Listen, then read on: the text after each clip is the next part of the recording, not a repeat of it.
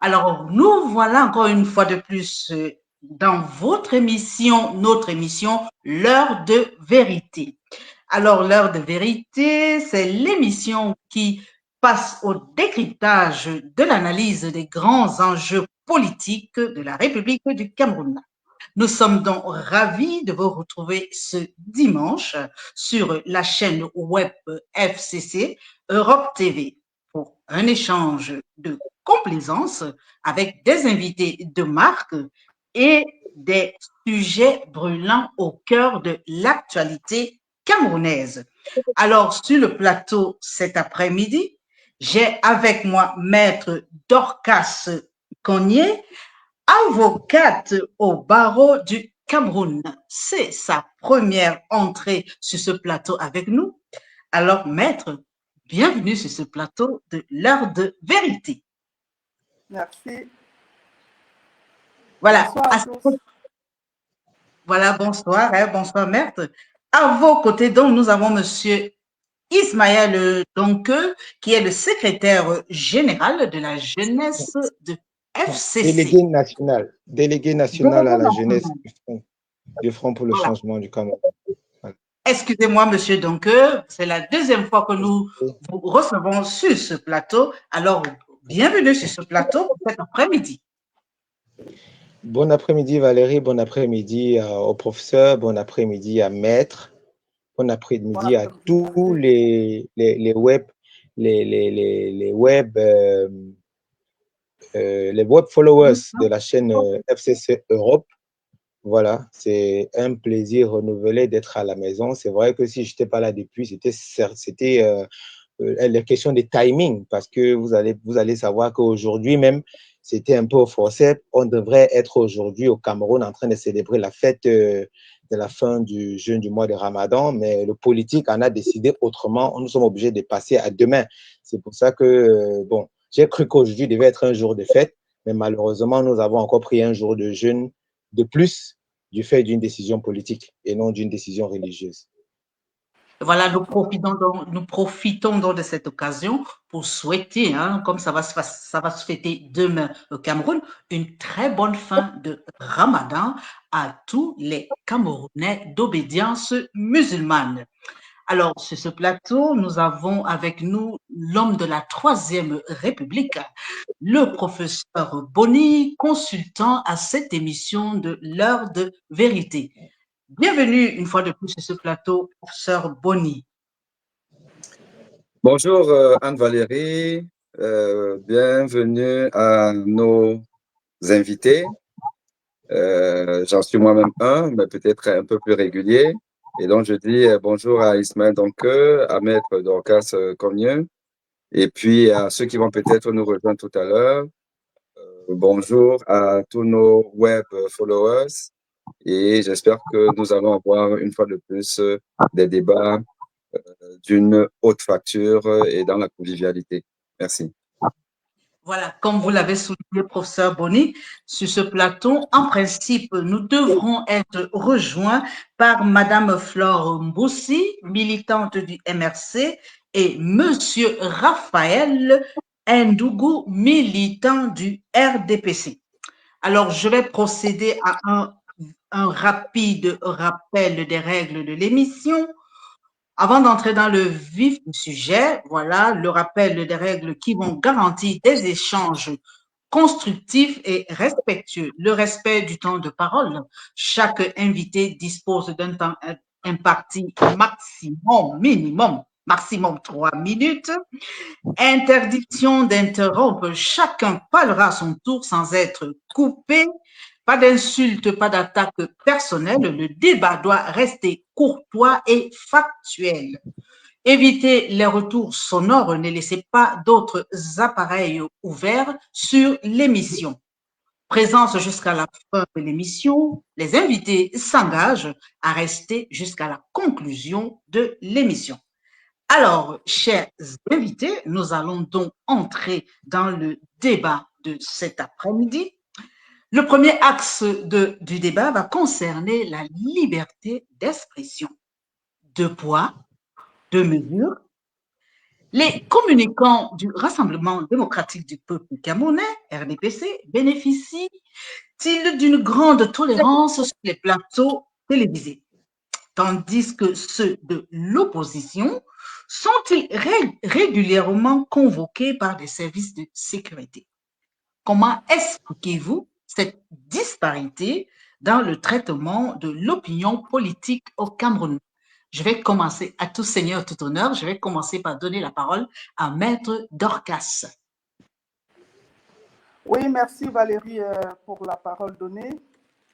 Et je vais commencer à parler en parlant de la liberté d'expression. Je dirais que on devrait comprendre ce que cela contient. Ça veut dire quoi? La liberté d'opinion, la liberté de pouvoir dire ce qu'on pense sans être inquiété par les autorités. Mais sachant du sujet d'aujourd'hui, nous avons constaté que le parti au pouvoir s'arroge vraiment tous les pouvoirs. C'est-à-dire que la liberté d'expression, c'est juste sur les tests, puisque nous le savons tous, c'est une liberté fondamentale qui est garantie par le préambule de notre Constitution et par des tests internationaux que nous avons ratifiés. Alors aujourd'hui, on assiste aux 2 poids 2 mesures, c'est-à-dire ceux du RDPC. Ils ont la possibilité de dire ce qu'ils veulent sur les plateaux. Et ceux de l'opposition sont toutefois menacés à chaque fois qu'ils vont dire, peut-être parler de leurs opinions. Voilà un peu ce que je pense. Et c'est vraiment désolant parce qu'au moment où nous pensons que on a essayé d'avancer,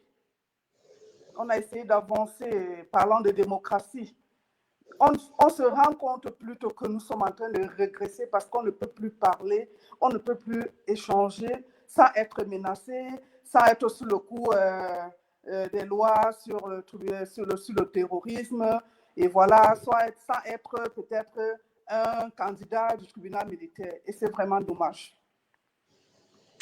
Voilà, c'est vraiment dommage, hein. Monsieur Ismaël, donc, vous avez entendu, maître, vous qui êtes un militant du FCC, alors comment se manifeste concrètement cette disparité sur les plateaux télé sur lesquels vous êtes souvent invité à intervenir, que ce soit vous ou que ce soit les autres partis politiques? Qu'est-ce qu'on observe? Bon, avant toute chose, je voudrais rappeler que on nous a souvent traité de sacrifiés parce que même, vous voyez, un communicant du RDPC vous demande carrément sur un plateau, vous voulez jouer les sacrifiés, vous pensez que vous êtes assez costaud pour vous sacrifier pour les autres. C'est-à-dire que quand vous venez exprimer un droit constitutionnel, la première menace, c'est que est-ce que vous pensez que vous allez vous sacrifier pour les autres? Ça, c'est déjà une intimidation. On a autre chose qui est, parce qu'il faut surtout rappeler que le musellement, parce que quand on n'a pas de liberté, on est muselé. Quand on n'a pas de liberté, cela suppose qu'on est muselé. Alors, le musellement des hommes de la classe politique de l'opposition au Cameroun est devenu, pour les autorités, un moyen de pression politique. À tel point qu'aujourd'hui, les journalistes même en payent le prix. Certains journalistes en payent le prix. Je vais peut-être trahir un secret. Vous avez suivi l'actualité au Cameroun dernièrement sur le riz de 15 000 que vendait le ministre du Commerce. Alors,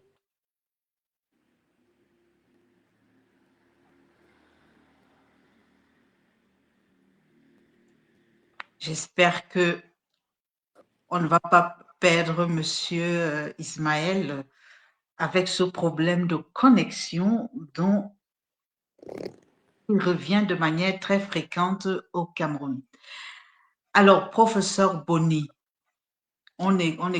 c'est certes Monsieur Ismaël n'a pas terminé son propos. Il parlait tout à l'heure d'intimidation. Monsieur Ismaël? Non, il n'est pas avec nous. Professeur Bonny, M. Ismaël parlait tout à l'heure d'intimidation, de musulmans, de l'opposition et de pression politique. Alors, cette disparité, deux poids, deux mesures, c'est ce que vit réellement l'opposition camerounaise?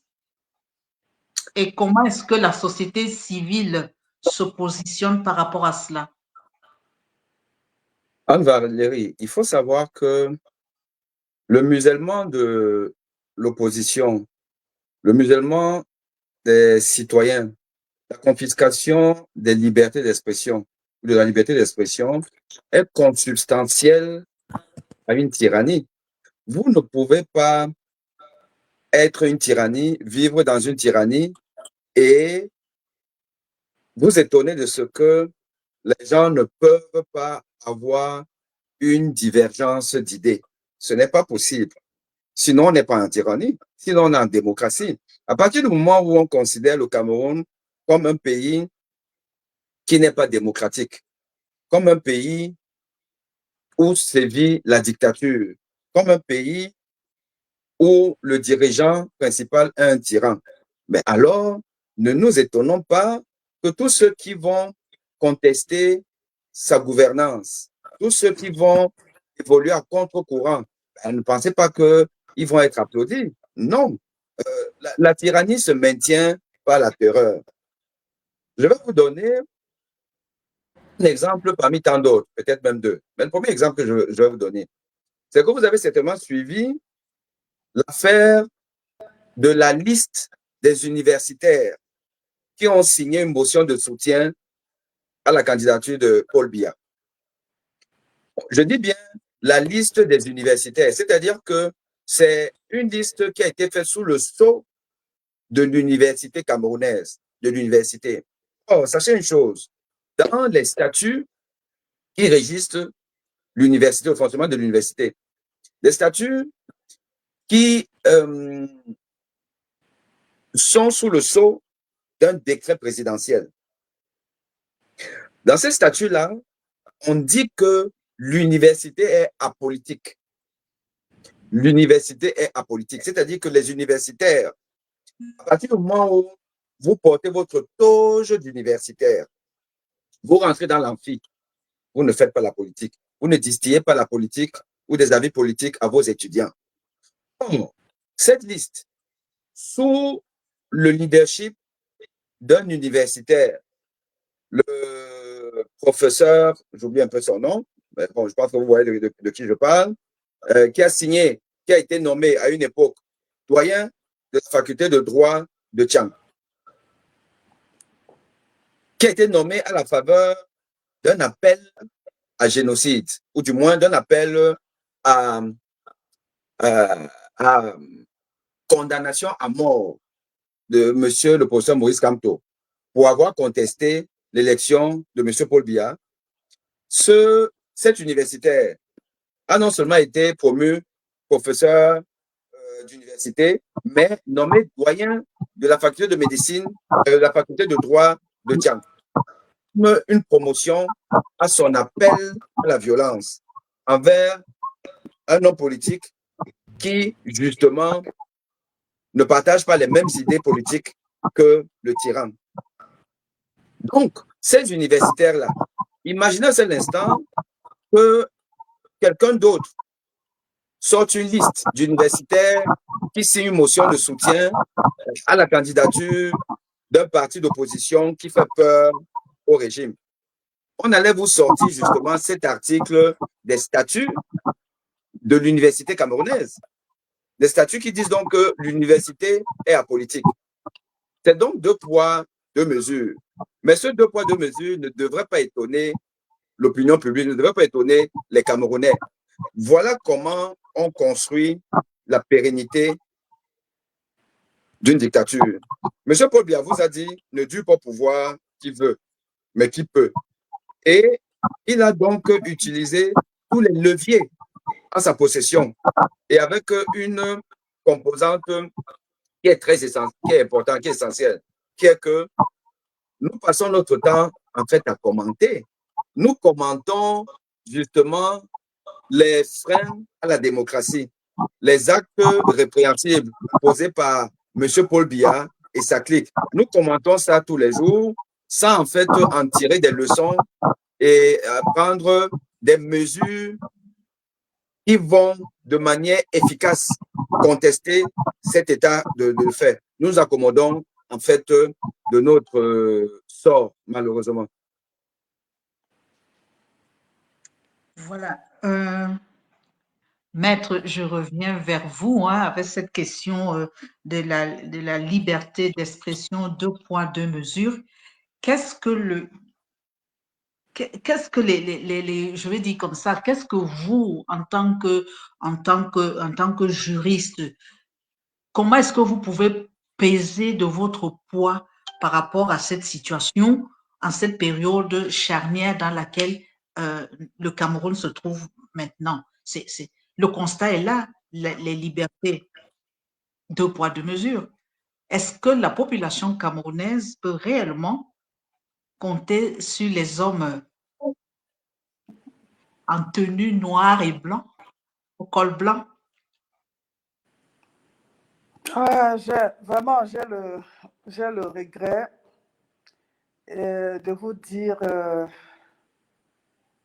que si même dans les hommes en noir vivent les injustices, je ne sais pas comment est-ce que la population pourra compter sur nous.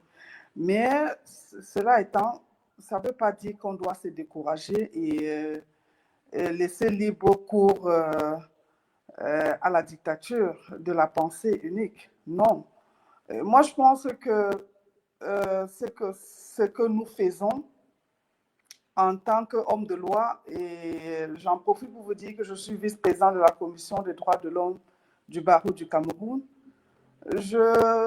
on essaie d'attirer l'attention des autorités sur leur rôle, sur la justice et sur les répercussions que ça peut avoir quand il y a du 2 poids, 2 mesures.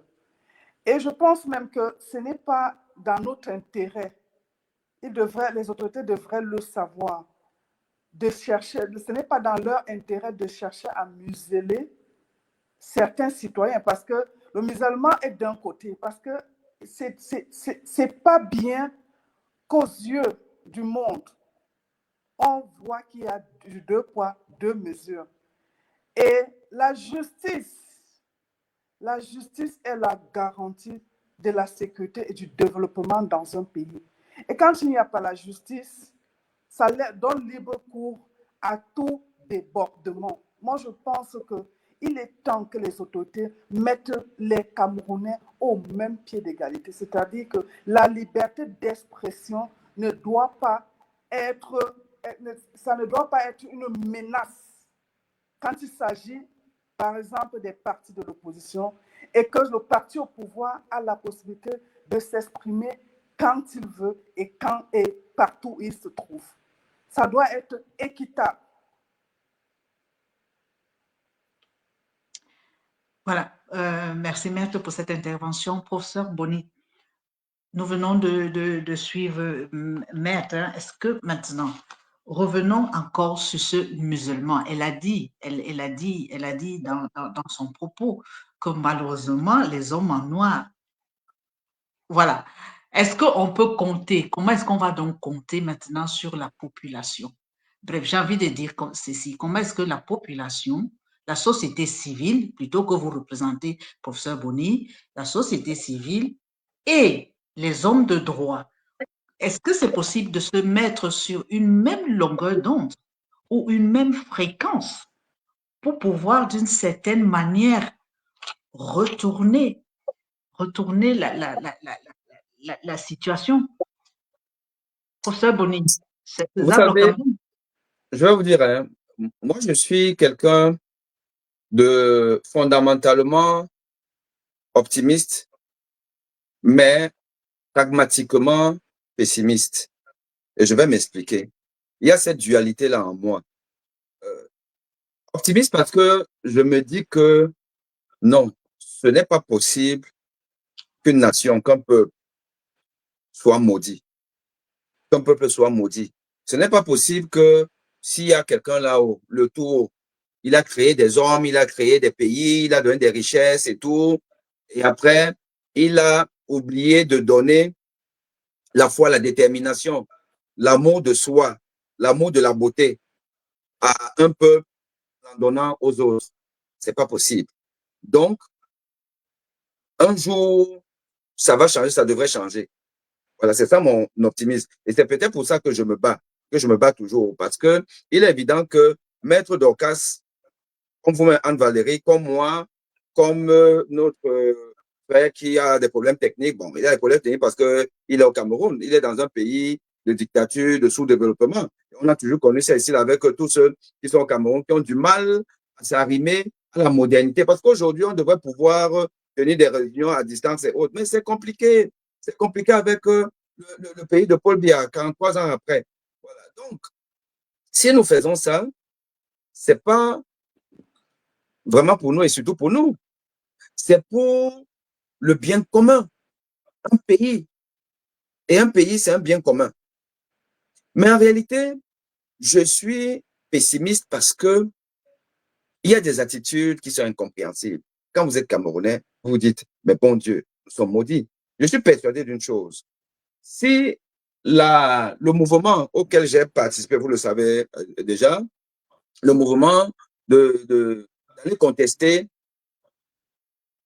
l'action malveillante d'une entreprise qu'on appelle Veridos, à qui le gouvernement de Paul Biya a confié l'avenir du Cameroun, la vie du Cameroun. Cette entreprise qui a donc la base de données de la liste électorale du Cameroun et qui refuse de la donner. Nous sommes allés là-bas contester, manifester. Je suis persuadé d'une chose.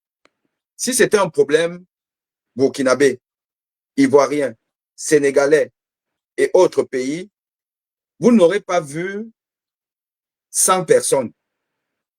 Vous aurez assisté à un mouvement de 1000, 2000, 3000 personnes là-bas. Parce que je suis persuadé que seulement à Munich, il y a plus de 200 Camerounais qui y vivent. Dans toute l'Allemagne, il y a plus de 2000 Camerounais qui y vivent. Mais regardez combien on était. Et quand on rentrait à l'aéroport, on était quelques personnes, il y en a qui repartaient au UK, d'autres en Belgique, ainsi de suite. On en discutait quand un couple de Camerounais passant par là a reconnu l'un des nôtres. Et c'était Stéphane Chombo. Il dit, je te connais, je te vois sur TikTok et tout. Il est venu, on a discuté un peu. Il nous a dit, qu'est-ce que vous faites? Et on lui a dit, pourquoi est-ce qu'on était là? Et on rentrait. Et il nous dit, j'espère que vous allez continuer la pression après l'élection et tout ça. Vous vous rendez compte?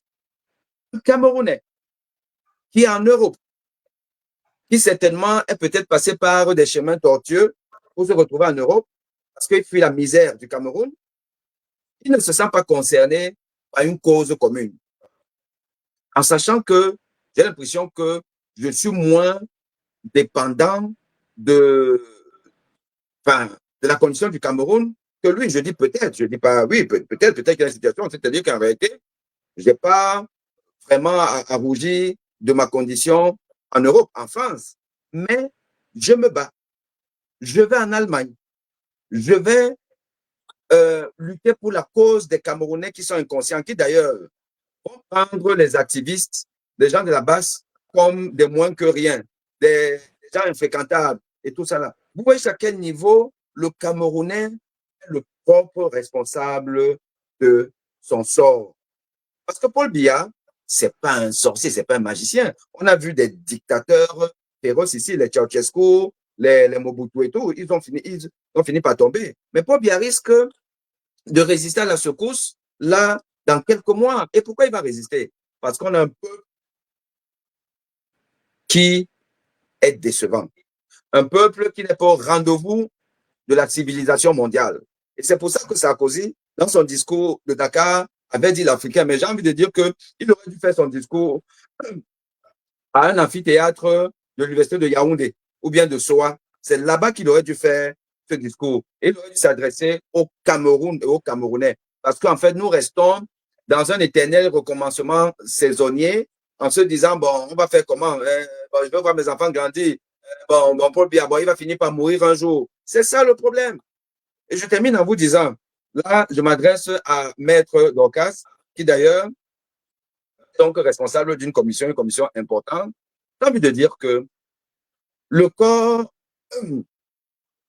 d'avocats est à l'image du Cameroun, à l'image des médecins, à l'image de toutes ces corporations, où vous trouvez une masse critique très importante des gens qui sont l'image du Camerounais même. C'est-à-dire que des gens qui se sont accommodés à la médiocrité de la gouvernance. Et ils font pareil.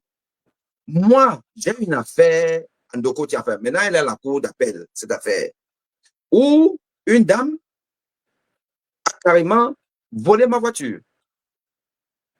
Volé ma voiture parce que je lui avais donné ma voiture, une voiture achetée par moi, avec ma carte grise et tout, mais parce que c'est une dame à qui je faisais confiance, à qui j'ai laissé des documents, enfin des feuilles vierges non signés pour une affaire bien précise, qui a utilisé ça pour produire un acte de vente. Vendu ma voiture, enfin, changer ma carte grise, après donc le certificat de vente et vendre la voiture. J'ai porté plainte au tribunal de Coty. L'avocat qui l'a défendu, un camarade de classe, je vous donnerai son nom, un camarade de classe qui a défendu cette dame. Laquelle dame travaille dans un média de la place, pour ne pas citer le média STV, où la dame me dit, on est au Cameroun, tu ne peux rien. Cet avocat a défendu une voleuse qui doit normalement faire la prison. L'a défendu et le juge, dans une affaire contradictoire, parce que c'est une affaire correctionnelle, le juge a donné la parole à la partie défenderesse, dans la partie incriminée. A donné la parole à la partie incriminée, m'a refusé la parole. Moi, la victime, moi, le plaignant, je n'ai pas eu la parole. Pour avoir insisté, on m'a menacé d'appeler les forces de l'ordre.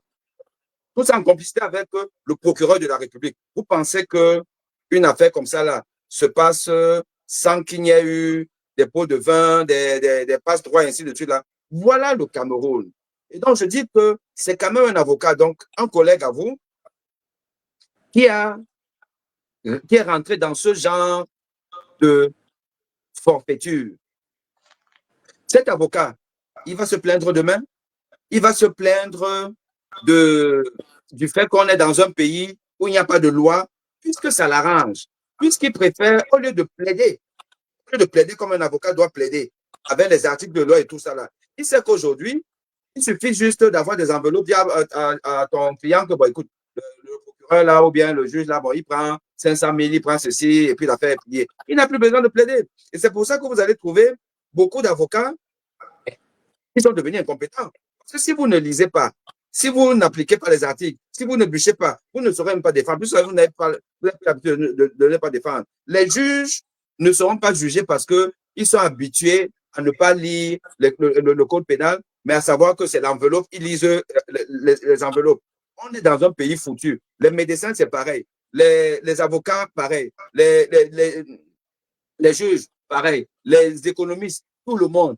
On est dans un pays foutu parce que nous sommes un peu qui aimons la médiocrité. C'est moi la médiocrité. Et au fond, vous allez vous rendre compte que M. Paul Biya, dans aucun pays au monde, Paul Biya n'aurait pas résisté plus d'un mandat. Dans aucun pays. Mais vous vous rendez donc compte qu'avec ce bilan-là qu'il a et les poubelles que nous voyons aujourd'hui, mais les partisans de Paul Biya sont confiants. Comment on peut être confiant assez si en fait, on n'est pas simplement un tricheur, on est dans un pays de tricherie où les gens vont s'accommoder d'un faux résultat et se dire qu'on va faire comment. C'est en ça que je vous dis que moi, je suis malheureusement pessimiste. Parce qu'on a un peuple qui ne mérite pas qu'on s'apitoie sur son sort. Voilà, professeur Boni, merci pour cette intervention. Alors, ça me permet d'aborder le deuxième axe. Maître a commencé à aborder là-dessus en disant que c'est la justice qui garantit la sécurité et le développement, d'un pays. Alors, maintenant, la question est la suivante. Pourquoi est-ce qu'au Cameroun, on protège ceux qui violent les lois? Peut-être je suis redondante là-dessus, mais il faudrait que les Camerounais l'entendent et l'entendent aussi. Hein. C'est à force de répéter que la conscience des uns et des autres, j'ai envie de dire, est éveillée. Pourquoi au Cameroun? Pourquoi est-ce qu'on protège ceux qui violent les lois? Pourquoi les autorités judiciaires et policières semblent-elles plus enclins à menacer ceux qui réclament? Nous sommes dans le cadre de l'élection présidentielle au Cameroun. Pourquoi donc le judiciaire et la police sont enclins donc à protéger, à menacer plutôt ceux qui demandent l'application des articles 80, 15 et 121 de la Constitution, plutôt que de sanctionner ceux qui les enfreignent?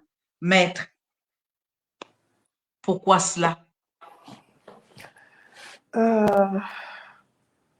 C'est en fait, quand vous me posez la question, pourquoi est-ce que les autorités sont plutôt enclins à menacer, je crois qu'il faut que vous compreniez que nous sommes c'est dans un système qui a été bien huilé. Et je crois que on n'essaie pas de faire la part des choses. Parce qu'on a l'impression que ce soit le fonctionnaire de la police, que ce soit le fonctionnaire de la justice, il a l'impression que, c'est-à-dire qu'il est là parce que c'est le RDPC. Il ne se rend pas compte qu'il est un citoyen camerounais et que cette place, il la mérite parce que par le simple fait qu'il soit camerounais, ce n'est pas le RDPC qui l'a placé. Donc, ce qui fait qu'on est en face des personnes qui font tout pour faire plaisir au pouvoir en place. Je dis non. La loi reste la loi. La loi reste la loi. Si on veut on veut avoir un pays qui demain elle doit être fière de tous ses enfants, on doit rester dans l'état de droit. Et l'état de droit, c'est quoi? Ça concerne tout le monde. Ça concerne tout le monde. Il ne faut pas penser qu'il y en a qui doivent être au-dessus des lois. Et tant qu'on va fonctionner comme ça, on est en train d'aller dans l'abîme. Mais je regrette pourquoi? Parce qu'on va se battre pour des Camerounais, mais les Camerounais, très peu de Camerounais ont même d'abord le souci de cette justice. C'est pourquoi il faut qu'on travaille à éduquer les Camerounais, sur leurs droits. On ne peut être sensible à la violation d'un droit quand on le connaît déjà et quand on est prêt à le répéter à ceux qui sont en train de violer. S'agissant vous avez parlé de l'article 80. Moi, je pense que vous pensez plutôt de parler de l'article 80 du Code électoral, c'est ça? Électoral. Oui. Le Code électoral, ce n'est pas la Constitution, c'est le Code électoral. Tout à fait, Code électoral.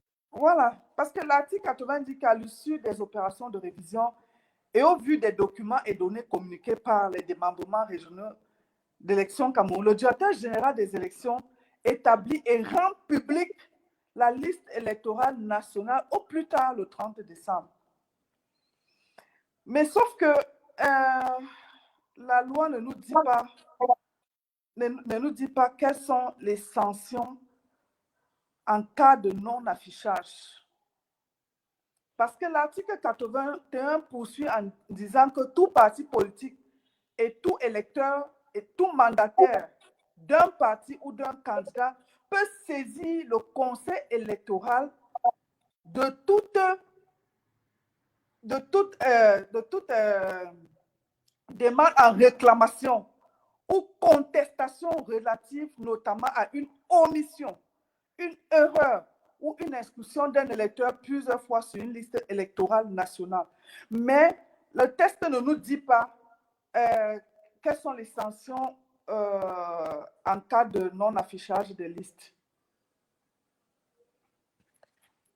Est-ce que, n'est-ce pas, est-ce que c'est pas là le, comment je vais dire ça, justement le problème, enfin, le problème, la non-existence de la sanction en cas d'omission de la publication, est-ce que c'est pas sur ça que le parti État, je dirais, joue là-dessus? Parce qu'il sait qu'il n'y a pas de sanction, donc ça peut rester comme ça. Les partis d'opposition peuvent brailler comme ils veulent, monter, descendre, réclamer la liste électorale. Elle n'a pas été publiée. Il n'y a pas de sanction pour Elecam. Il n'y a rien, rien, rien. Allez. Est-ce que cela a été fait? Comment je veux dire ça? Est-ce que À ça a dessein? été À dessein. Moi, à je dessein? dirais, voilà. Parce que, Au cas où? parce qu'il n'y a aucune disposition. On ne parle qu'en cas de demande de réclamation, contestation relative notamment à une omission, une erreur ou une inscription d'un électeur plusieurs fois sur une liste électorale. Mais par contre, on ne dit rien s'agissant de refus de publier la liste. C'est-à-dire, on impose au directeur d'afficher la liste, mais aucune sanction n'est attachée à ce manquement au cas où. Donc, on est là dans un blanc total. Procès Boni, à qui profite le crime? Je vais vous dire, hein, je suis persuadé d'une chose, c'est que quelle que soit la beauté d'un texte de loi, avec le libellé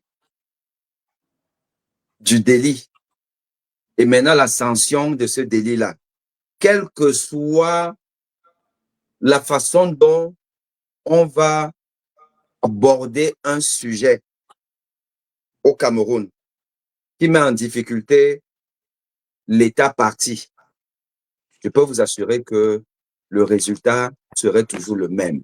Maître, il y aurait eu cette sanction-là, genre, bon, en cas de non-publication, et l'ECAM va être sanctionné. Bon, le président de l'ECAM et sous ses par exemple va être démis. Supposons, parce qu'il y a même un article de loi qui dit ça, quelque part, je ne l'ai pas en tête, où il peut être démis de ses fonctions. Le président, si c'est le président qui le nomme, peut le sanctionner en nommant quelqu'un d'autre.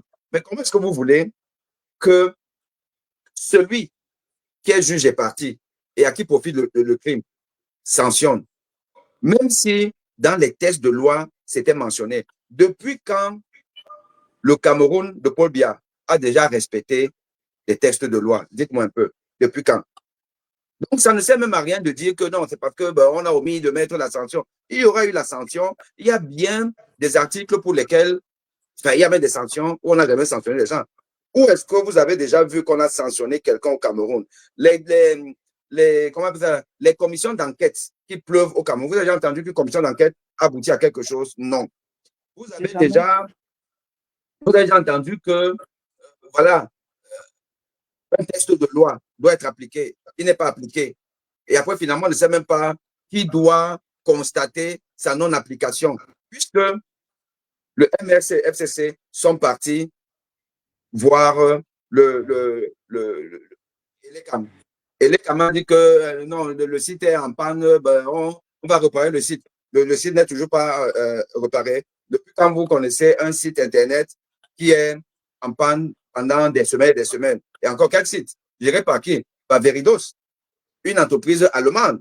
Soyons sérieux. Et après, on va quand même en justement vos conseils constitutionnels. Ah, ça, ce n'est pas nous. Allez voir la cour d'appel. Après avoir vu le conseil électoral, on va au conseil électoral dit que nous, on n'a rien à voir avec. La cour d'appel dit que non, vraiment, ce n'est pas nous. Tout le monde dit que ce n'est pas nous, ce n'est pas nous. Là, on n'est pas encore dans la punition. On est seulement dans la constatation. Même pour constater, oh, La constatation est quand même alors inscrite dans l'article 80. Même constaté, Paul Biya dit que, donc, je n'entends pas. Vous avez entendu Paul Biya, non? Il ne vous a pas dit à l'occasion de la visite de c'était qui Macron? C'était Macron ou celui d'avant, Hollande. Je ne sais pas. L'un des deux présidents français qui était venu à Yaoundé, conférence de presse, quand on lui pose des questions difficiles, je n'entends pas. Vous pouvez répéter et tout. Paul Biya n'entend que ce qu'il a envie d'entendre. Paul Biya n'écoute que ce qu'il a envie d'écouter.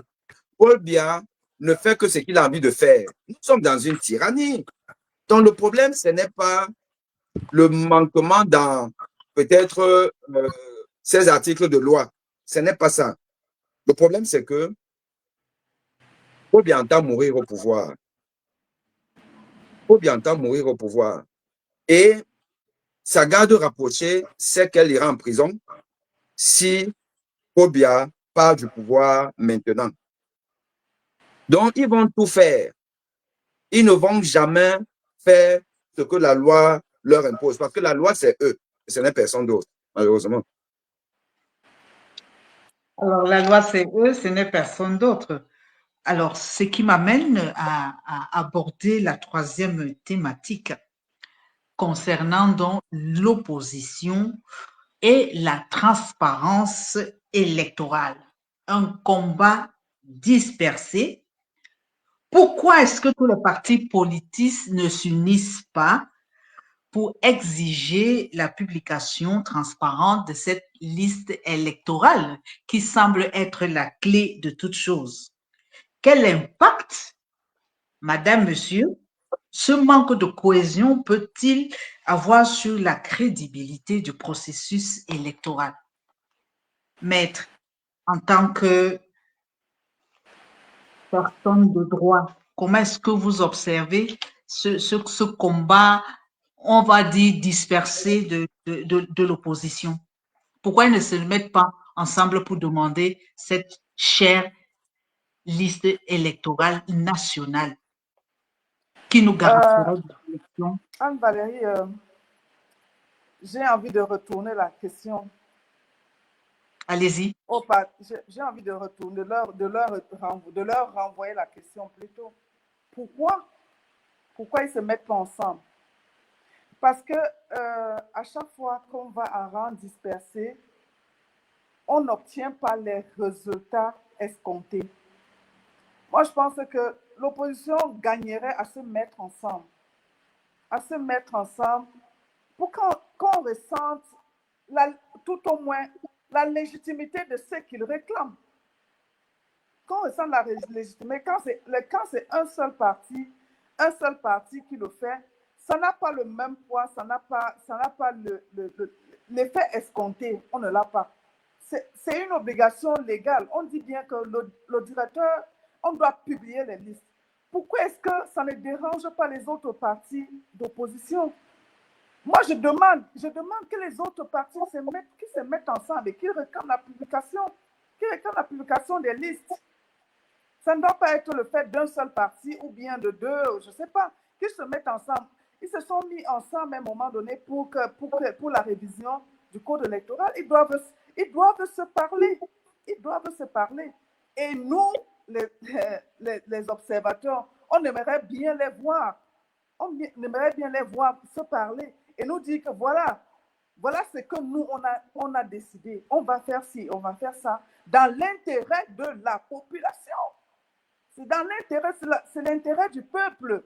Moi, je pense encore que tout ce qui est fait aujourd'hui au Cameroun, c'est dans l'intérêt du peuple. C'est dans l'intérêt du peuple. Et ce peuple, c'est tout le monde. C'est tout le monde.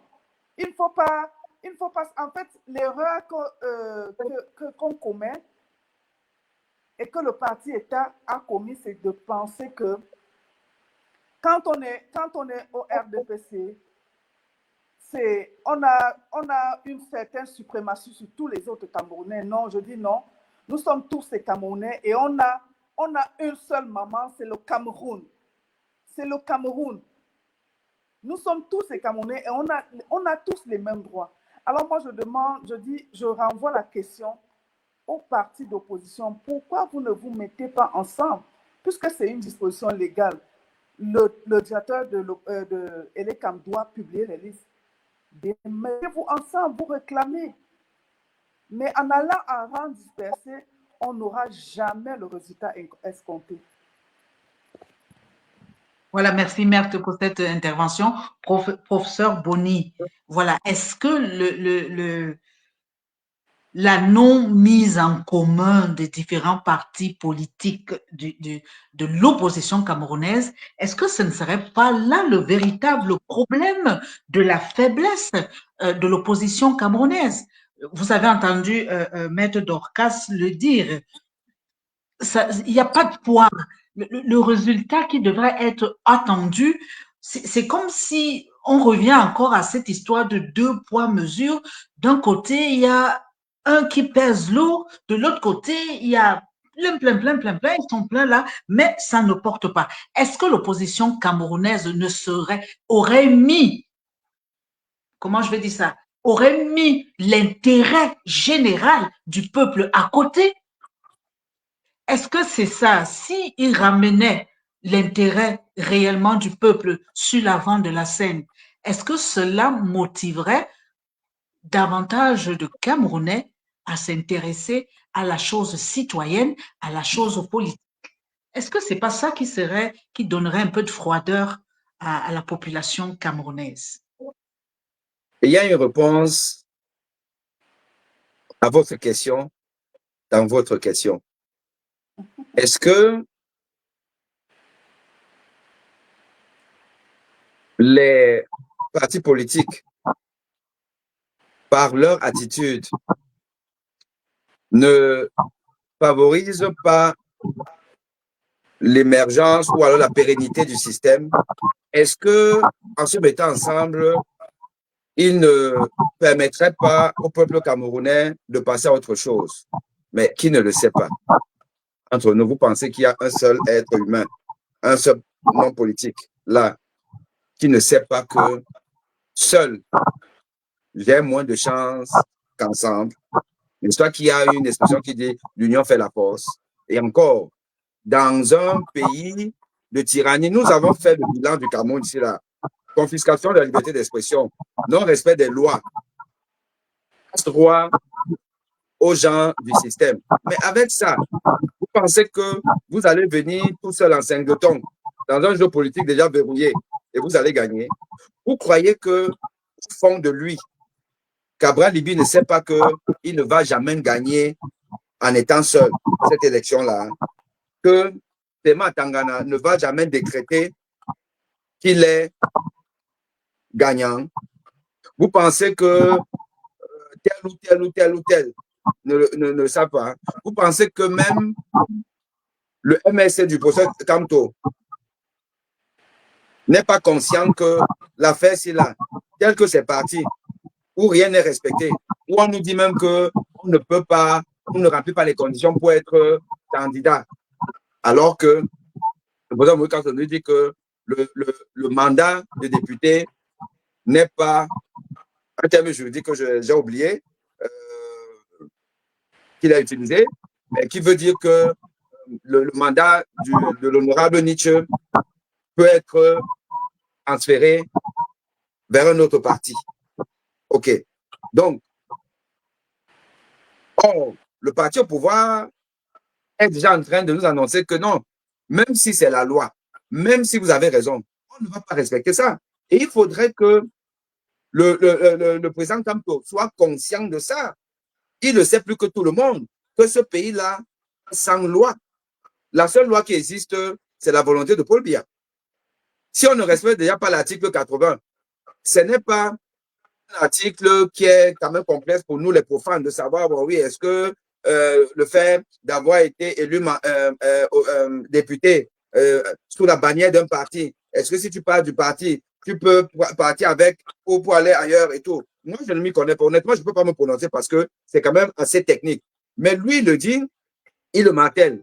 J'ose croire que le professeur Kamto n'est pas naïf pour se dire que c'est avec ça qu'il va partir et que l'ECAM va valider sa candidature en tant que MRC. J'ose le croire, parce que c'est un pays qui ne respecte rien du tout.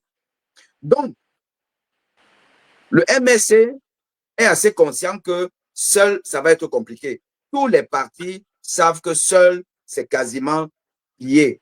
Ce d'autant plus que, comme j'ai toujours dit, le vrai parti qui est le peuple est couché, est à plat, est fuyant, ne va jamais rien faire, ne va pas revendiquer. Donc, c'est compliqué. Et donc, mais pourquoi, ce qui est intéressant pour moi, c'est pourquoi on ne se met pas ensemble. Pourquoi? What's the problem? Le problème est simple. Nous sommes un pays où le seuil de tolérance suffisamment bas. On prend ça haut, élevé, ça dépend de comment est-ce que chacun prend ça à la main. Je veux dire qu'on a un seuil de tolérance, non plutôt même élevé. Le seuil de tolérance est très élevé. Le seuil d'exigence du beau, de ce qui est bien, est trop faible chez les Camerounais. C'est-à-dire que le Camerounais peut s'adapter à des conditions extrêmes qu'un Burkinabé, un Sénégalais, un Malien n'accepterait pas. Ce seuil de tolérance-là, c'est quoi? C'est que le Camerounais se dit, bon, de toute façon, on va faire comment? Bon, je mange encore, j'ai mes 200 000 francs de frappe, de Macalapati et tout. Bon, les routes sont en mauvais état. Quand je suis malade, c'est chaud, mais bon, les 200 là, ça me suffit. Et il va s'accommoder de ça. Il va penser que de toutes les façons, un tiers vaut mieux que deux, tu l'auras. Les partis politiques, je prends l'exemple de M. Cabral Libi. Mais Cabral Libi, c'est lui qui nous dit qu'il a 1 million. Bon, il n'avait peut-être que 200. Il a 1 million. Donc, il estime que avoir 1 million, avoir certains avantages en tant que député, voilà, on l'appelle président, et il est quand même dans certaines réunions secrètes, il boit le champagne avec les femmes et tout ça là. C'est la belle vie. Il voit ça, il ne pense pas à ses supporters. Il ne pense pas aux gens qui croient en lui, qui croient réellement qu'il est le futur président. Lui sait qu'il ne peut pas être président. Il le sait très bien. Il sait qu'il fait la frappe pour lui-même et pas pour les autres. Et il s'en fout des autres. Quand vous nommez quelqu'un, on pose de responsabilité, un maire, au lieu de construire les routes, au lieu de développer la cité, il va se construire les maisons. Parce que le Camerounais est fondamentalement égoïste. Le Camerounais n'aime pas son frère. C'est pour ça que même celui-là, à qui on dit juste, il y a une pétition, signe une pétition. Il ne va pas signer la pétition. Signe la pétition pour que, si la pétition atteint 50 000 voix, avis favorable, 50 000, le peuple camerounais peut aller devant le Parlement allemand pour exiger à Veridos la publication de la liste électorale. Vous expliquez ça aux Camerounais. Juste signer, il ne va pas signer. Ne lui demandez donc pas de cotiser parce qu'une nation comme ça demande des moyens. Cotiser peut-être 5 euros ou bien 1000 francs. Il ne va pas le faire. Mais vous voulez que ça change comment? Ça ne va pas changer. Ça ne va pas changer parce que tous les Camerounais, que ce soit les partis politiques, les hommes politiques et les votants, la population, ce sont des Camerounais. Qui dit Camerounais dit égoïste, méchant, bêta, tout le monde perd, mais ce n'est pas lui qui doit être devant. D'où l'impossibilité de faire une coalition. Parce que Cabral va dire que pourquoi c'est Kanto qui va être notre chef. Kanto dira peut-être, bon, moi j'ai beaucoup souffert. C'est d'abord, moi je suis l'aîné. L'autre va dire, non, c'est un Bamileke, tout sauf un Bamileke, il y a toutes les raisons possibles pour que le Cameroun soit dans ce statu quo et qu'on n'avance pas. Et ça ne fait que le jeu d'une personne. Mais malheureusement. Merci pour ça, ce qui nous amène donc à à aborder le quatrième axe de ce débat. Hein. Selon ta perception des choses, professeur Boni, tu viens de décrire le Camerounais. J'ai envie de demander, est-ce qu'il n'existe pas un autre type de Camerounais? On va parler du rôle de la société civile, hein, ce contre-pouvoir. Est-ce que, Maître Dorcas, est-ce que vous pensez que la société civile, ce contre-pouvoir, il est affaibli au Cameroun? Que doit faire la société civile lorsque ceux, malheureusement, qui imposent le respect des lois sont les premiers à les violer? Quel message cela envoie-t-il à la jeune génération sur l'état de droit et de la démocratie au Cameroun? Dommage que le jeune, le monsieur Ismaël, donc ce jeune du FCC, ne soit pas sur ce plateau pour des raisons de... Alors, Maître Dorcas, un contre-pouvoir affaibli, la société civile? Je dirais oui. Je dirais oui que la société civile aujourd'hui au Cameroun, elle vit aussi à l'image du Cameroun. Parce que la société civile n'est pas unie. C'est-à-dire qu'elle ne parle pas en... C'est-à-dire que sur le... elles n'ont pas la société civile n'est pas unie et les actions sur le terrain, on ne voit pas la société civile. Je vais prendre par exemple le cas du REDA qui se bat depuis des années. Depuis des années. Mais regardez ce qui lui arrive. Regardez ce qui arrive au REDAC.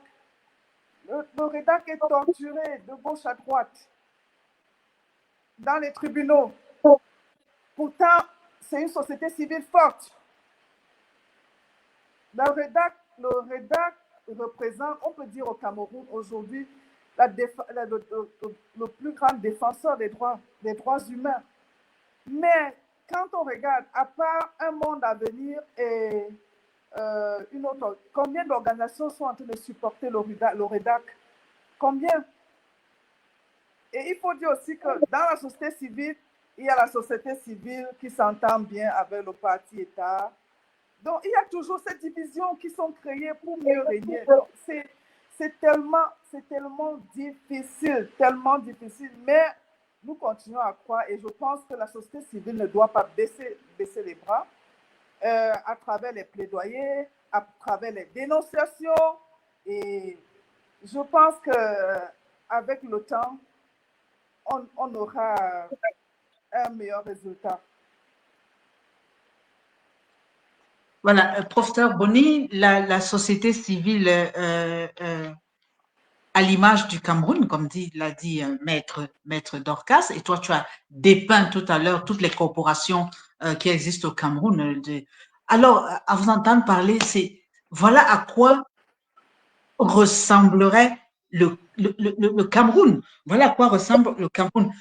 Professeur Boni, cette société civile qui est affaiblie, on l'a dit tout à l'heure, est-ce que vous avez pris le tableau tout à l'heure, je vous ai demandé est-ce qu'il n'existe pas un autre type de Camerounais?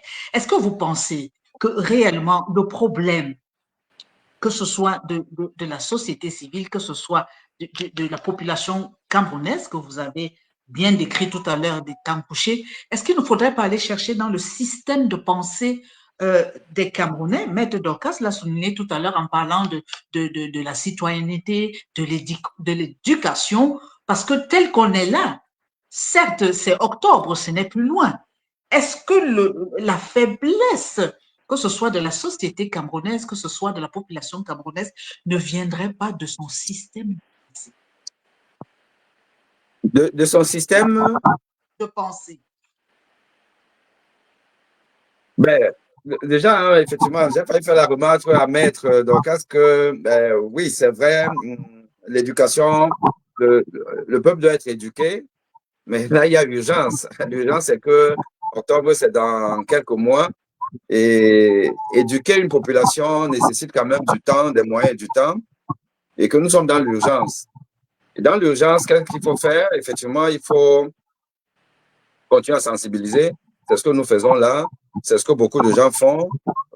Nous avons des gens de la société civile, des leaders d'opinion qui se battent tous les jours de manière bénévole à justement dénoncer les tares du système, parce que ça commence par ça, montrer aux gens en fait ce qui ne va pas, ce qui ne va pas bien.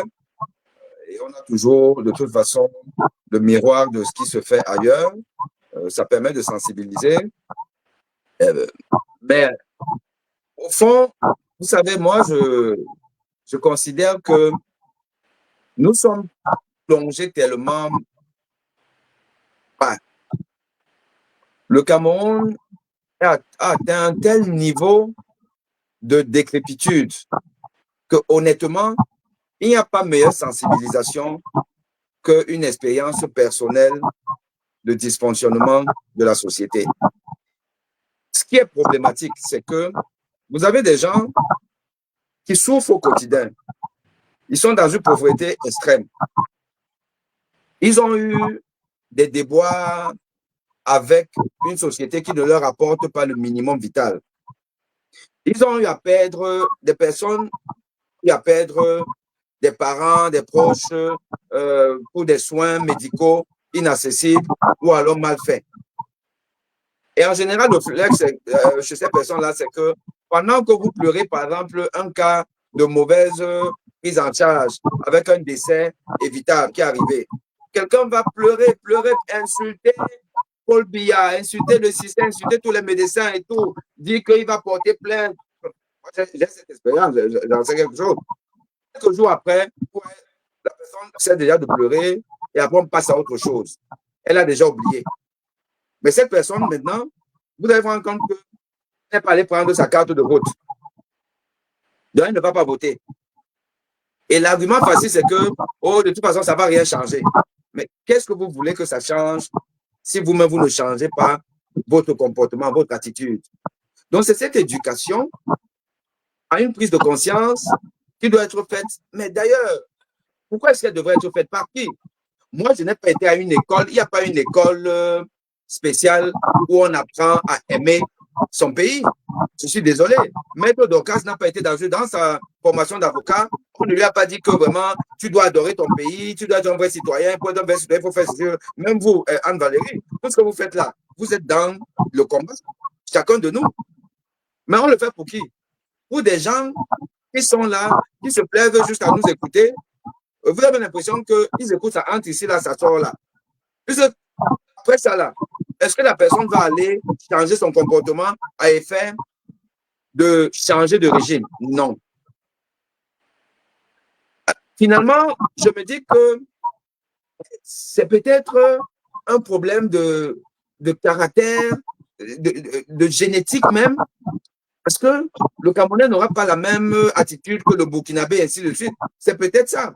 Mais évidemment, quelqu'un m'a dit dans le chat que il n'y a pas que vous critiquez seulement, il n'y a pas que ce genre de Camerounais. Oui, heureusement que un peuple, un tout.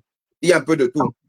Il y a des gens qui sont dynamiques. Il y a des gens qui sont consciencieux. Il y a des gens qui sont volontaires. Il y a des gens qui veulent changer. Il y a des gens qui n'aiment pas la situation actuelle. C'est vrai. Le challenge ici, là, c'est d'atteindre la masse critique nécessaire pour faire la bascule. Alors, comment on va atteindre cette masse critique? Une masse qui est capable de se lever demain, d'aller défendre son vote, d'aller voter, d'aller défendre son vote, d'être capable de sortir dans la rue pour contester le vote. Comment on fait pour atteindre cette masse critique? Ça, c'est vraiment la question qu'il faut se poser. Et est-ce qu'on a une solution à ça? Bon, on continue à sensibiliser, à éduquer, à expliquer, en espérant que ça va peut-être être l'objectif sera atteint d'ici octobre. Voilà, ce qui nous conduit donc à parler de la pression citoyenne. Comment atteindre cette masse critique qui peut être susceptible de faire basculer les choses? Maître Dorcas, comment contraindre les CAM à publier la liste électorale? de votre position de juriste. Hein. Quelles actions concrètes la société civile et les citoyens peuvent-ils entreprendre pour exiger de l'ICAM la transparence totale sur la liste électorale nationale? Moi, moi, je parlerai de manière personnelle. Je pense que il faut faire des plaidoyers, il faut écrire, il faut que chaque Camerounais le réclame. Je sais pas, ce n'est que la pression. Encore que, même s'il y a la pression, je ne pense pas que comme le professeur l'a dit tout à l'heure, quand l'ordre vient d'en haut, je ne sais pas si cette pression peut-être c'est juste pour que ça rentre dans l'histoire. Que oui, on avait au moins essayé, les Camerounais ont essayé de réclamer ci ou ça, mais je ne pense pas que ça va, la mayonnaise va prendre, hein, parce que si, si, euh, si les instructions doivent venir d'en haut, je peux vous garantir que on va faire du bruit, il n'y aura pas le résultat escompté. Mais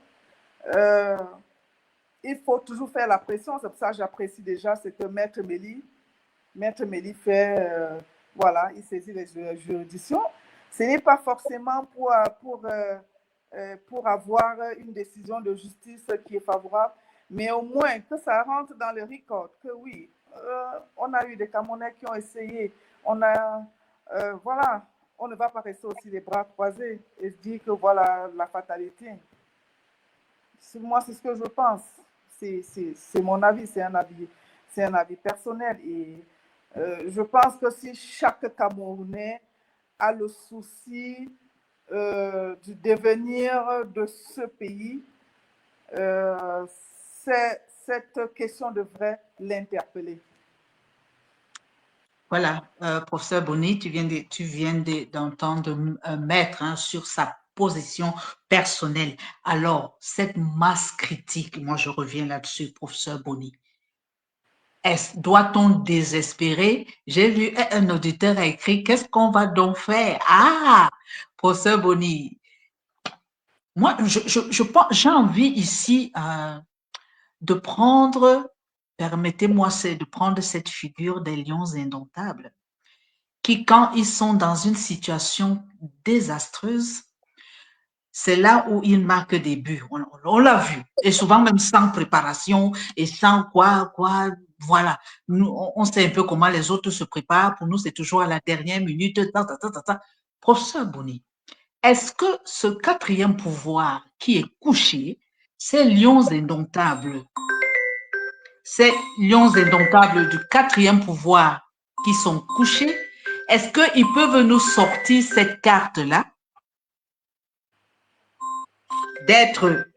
de constituer, excusez-moi, est-ce qu'ils peuvent nous sortir cette carte-là en tant que quatrième pouvoir, d'être cette masse critique dont on a un peu l'impression de désespérer un peu là? Est-ce que c'est possible? Vous voyez, quand vous lisez le chat, oui, j'ai lu le chat tout à l'heure.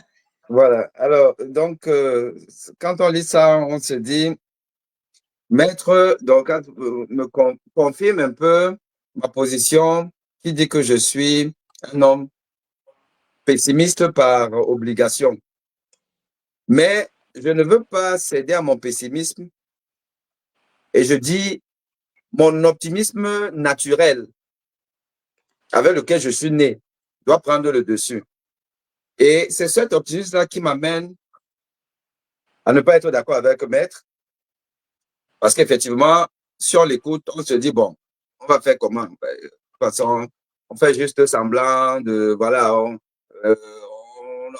porte quand même l'affaire comme ça en justice, mais sans conviction. Puis on sait que de toute façon, la justice ne va jamais nous donner raison. Elle n'a toujours pas donné raison à Maître Mélie et ne donnera pas raison. Mais au moins, l'histoire va retenir qu'on a fait ça. Non, non, non, non. Moi, je suis quelqu'un qui estime que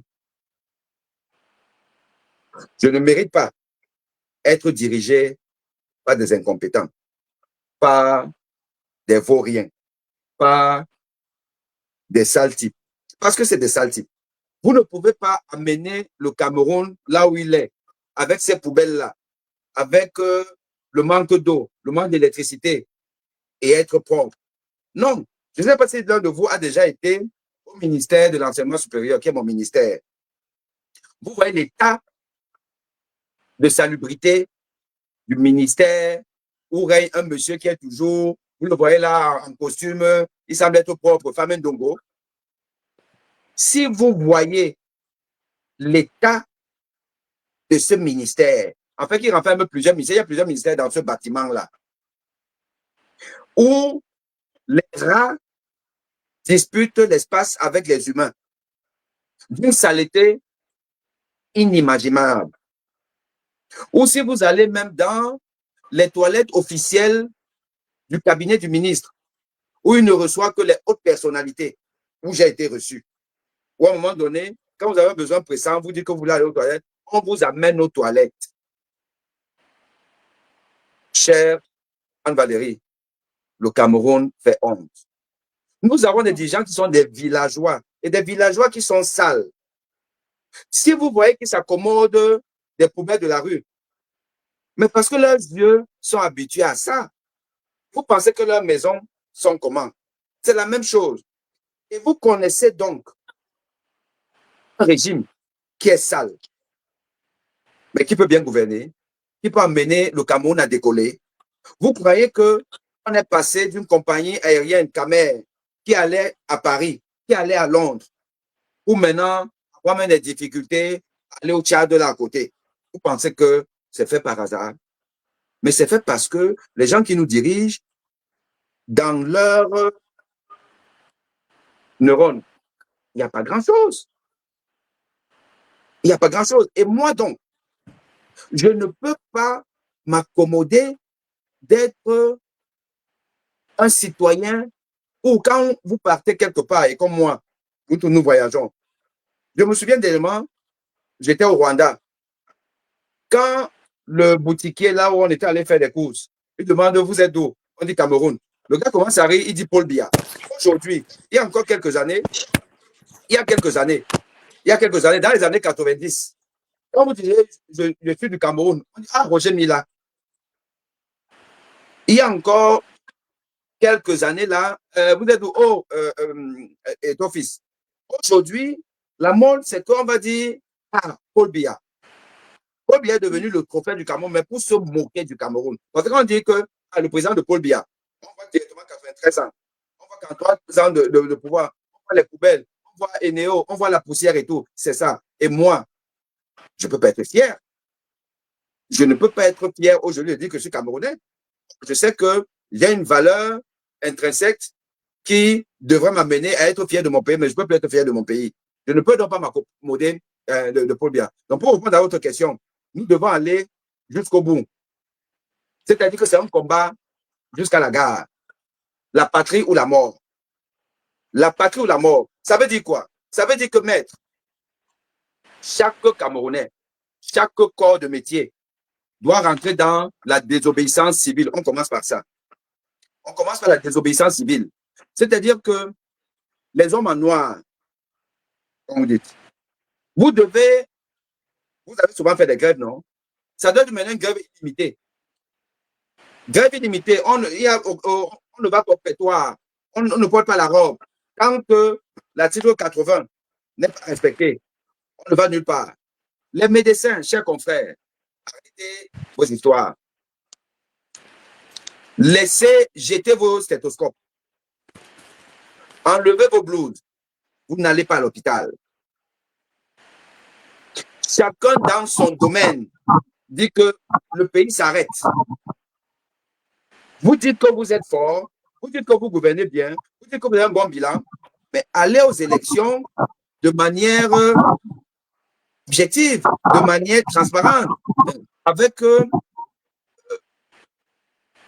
un processus électoral qui ne défavorise personne. Allez et gagnez, on va vous voter puisque vous dites que vous êtes bon. Si vous n'êtes pas bon, acceptez que qu'on ne vous vote pas. Mais ne confisquez pas le pays. Donc, Anne-Valérie, le peuple camerounais. Moi, l'histoire est que la société civile, il n'y a pas, tout le monde est société civile. Hein. Nous sommes tous de la société civile. Nous sommes le peuple. Le peuple camerounais qui ne veut plus continuer comme ça. Paul Biya doit manifester par une désobéissance civile. Chacun, désobéissance civique, chacun doit rester chez soi. Si on fait ça pendant une semaine, le pays sera tellement paralysé que Paul Biya va libérer les choses. Paul Biya n'est pas un extraterrestre. C'est un homme avec ses forces et faiblesses et qui sait que, au fond, il n'a pas la vérité avec lui. Et quand la vérité finit par triompher, on va finir par triompher sur Paul Biya. Mais si on reste tous à se dire que bon, on va faire comment? On va faire comment? On va faire comment? Je suis désolé, on va tous mourir. Hein?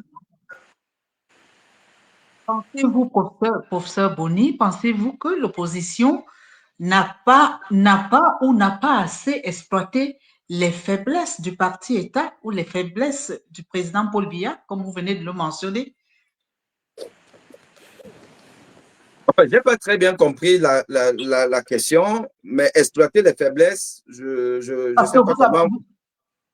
Vous avez parlé, vous avez dit que c'est un homme qui a des faiblesses comme tout le monde. Oui, d'accord, ok. Le RDPC a ses faiblesses. Et donc, la question est de savoir est-ce que l'opposition camerounaise n'a pas assez ou n'a même pas exploité ses faiblesses à son profit?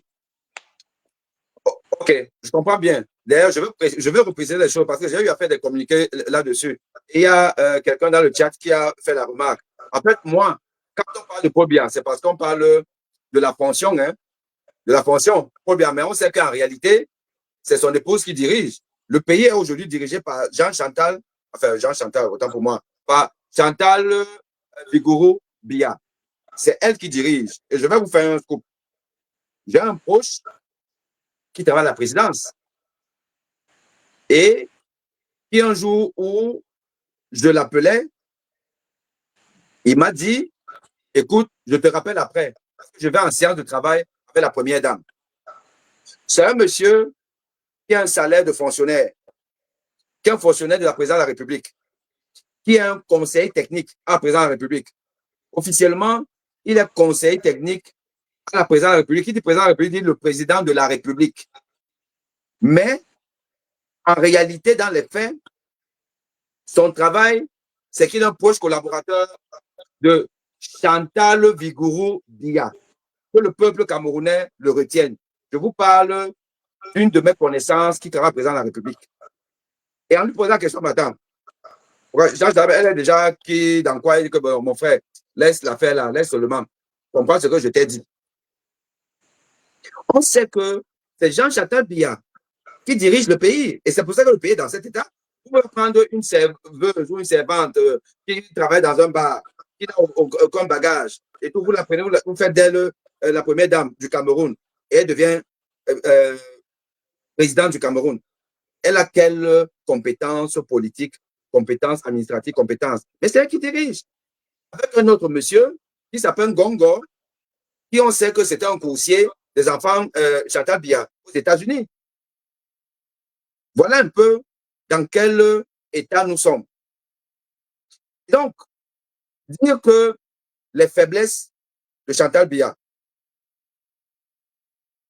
Mais professeur, je vais revenir sur quelque chose. Vous savez aussi que notamment, c'est pas les diplômes qui, comment je vais dire ça, comme on dit souvent, quelqu'un peut ne pas avoir fait des grandes études, mais avoir ce qu'on appelle, on dirait, l'intelligence du village, une intelligence naturelle, dont le potentiel, voilà, ou alors elle est mal entourée, ou alors je ne sais pas, mais force est de noter que parfois, ce n'est pas le diplôme qui permet d'accomplir ou de faire des grandes choses. Vous êtes d'accord avec moi sur ce point?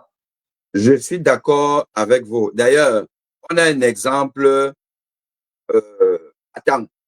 qui est le premier président du Cameroun, Amadou Ahidjo, qui n'était pas un érudit, qui était juste un postier, comme on dit. Et on a vu quand même qu'il s'est débrouillé à son époque, dans le contexte actuel, il s'est débrouillé à faire des choses. Donc, je ne suis pas d'accord. Mais le problème, c'est que avoir une certaine instruction scolaire donne un avantage. C'est un avantage. Il n'est pas exclusif, mais c'est un avantage. Quand vous n'avez donc pas ce bagage scolaire, vous ne l'avez pas. Je ne demande pas d'avoir forcément le doctorat et autres, mais avoir quand même un certain niveau où vous avez pu construire un certain discernement. Donc, si vous n'avez pas ça, et puis après, on va dans sur le terrain, un bilan catastrophique. Personne ne peut dire aujourd'hui que le Cameroun n'a pas un bilan catastrophique. Sauf qu'on explique ce bilan-là par le fait que vous n'avez pas la compétence. C'est simplement ça. Et si en plus, vous êtes mal entouré, ben, vous comprenez que c'est un peu compliqué. Donc, en réalité, dire que les faiblesses de Paul Biya en tant qu'institution, en tant que président de la République, donc les faiblesses de Chantal Biya, Ngongo, tout ce que vous voulez, les faiblesses de ce régime-là, non, on n'a pas exploité ça. On exploite ça comment? On exploite ça en disant, je veux voir mes enfants grandir. Justement, on exploite ça en se disant, désobéissance civique. On ne va nulle part. Donc, vous ne sortez pas l'article 80. On ne va pas au boulot. On ne remplit pas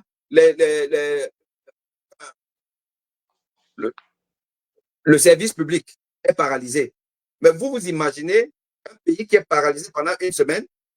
Vous pensez que, fort de ce qu'ils savent, que c'est eux qui enfreignent la loi, ils vont la publier. Je veux simplement dire par là que le peuple camerounais est trop endormi. On passe le temps à se plaindre, oh, il n'a pas publié, oh, il a encore fait, oh, il ne respecte pas l'opposition, oh, mais vous pouvez pleurer. D'ailleurs, que Paul Biya, on a dit qu'il passe son temps à dormir, il n'est même plus avec vous. Chantal Biya et Ngongo ont compris que de toute façon, vous vous plaignez seulement, vous pleurez, mais il n'y a jamais aucune action. Personne ne va jamais sortir. Mais là, pour l'instant, ce n'est pas qu'on sort. On va aussi venir emprisonner des gens parce que, non, moi, je ne pars pas au travail. L'avocat dit que, bon, non, je ne porte pas la blouse aujourd'hui.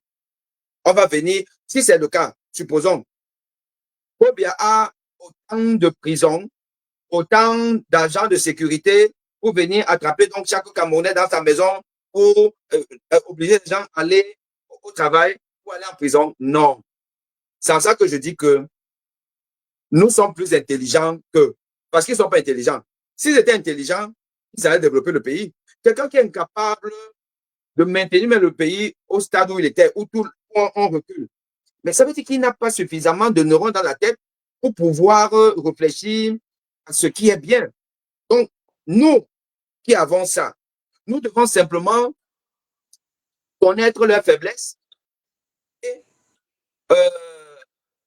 exploiter les codes, la loi.